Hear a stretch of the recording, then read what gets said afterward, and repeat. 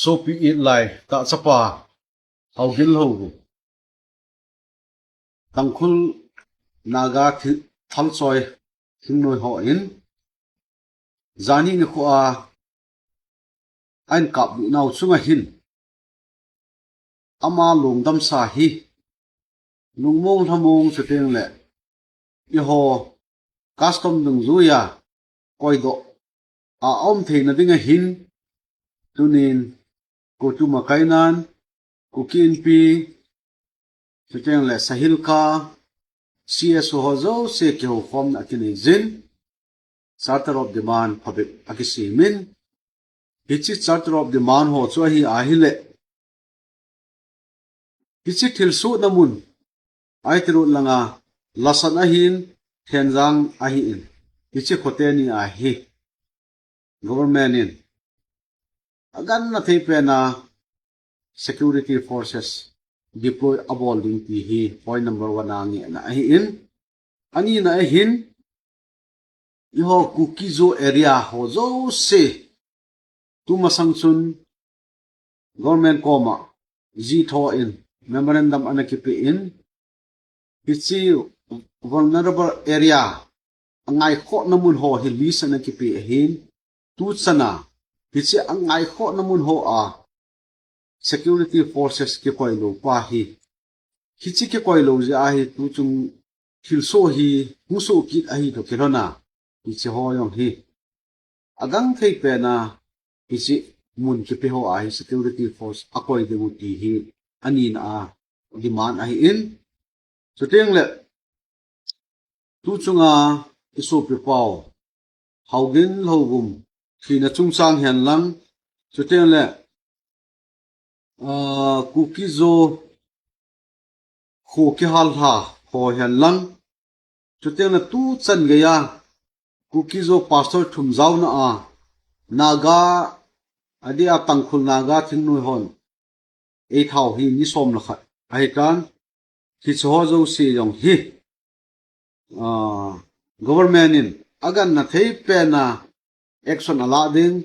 chuteng le justice apu do ding chuteng le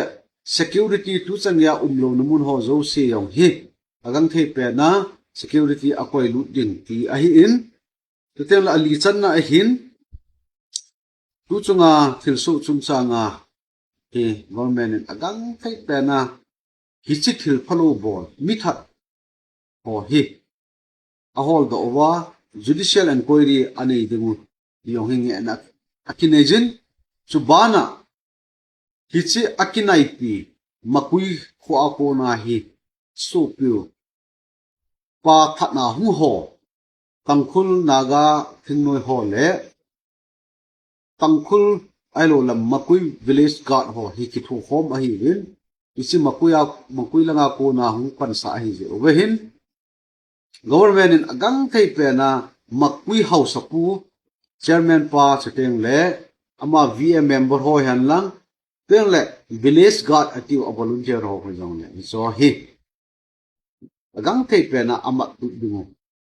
nge na su a hi in anga san na a salva police station hi Kangpopi district noya police station khat ahi to pelhona hadisa implement ahi na denga ailo la function ahi na denga nge na anga san na hin chuteng la agup san na hi IT road tuilang area a kukiyo cha te cheng ho hi iso pu na go hon montina lampi atin ta je wa hi kilam tha theilo ahi je in security force in hapta khatna hapta si a hi convoy program aguna hicha hi chilewale damlo khul si ho apolu theina dingu nela cha apolu theina dingu wa hi weekly security convoy hi arrange sei bo duty hi hichi point gu hi tu chunga iso pe pau haugin hungki thana chunga hi point gu mikhin si na hi je in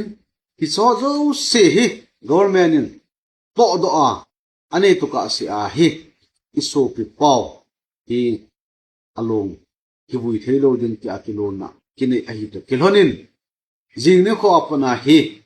กูคิโซนำปีแต่เจ้าเส้นขังพวกปี district headquarter มุนาฮีอิสูปีเป่าลงฮีอีอบดึงู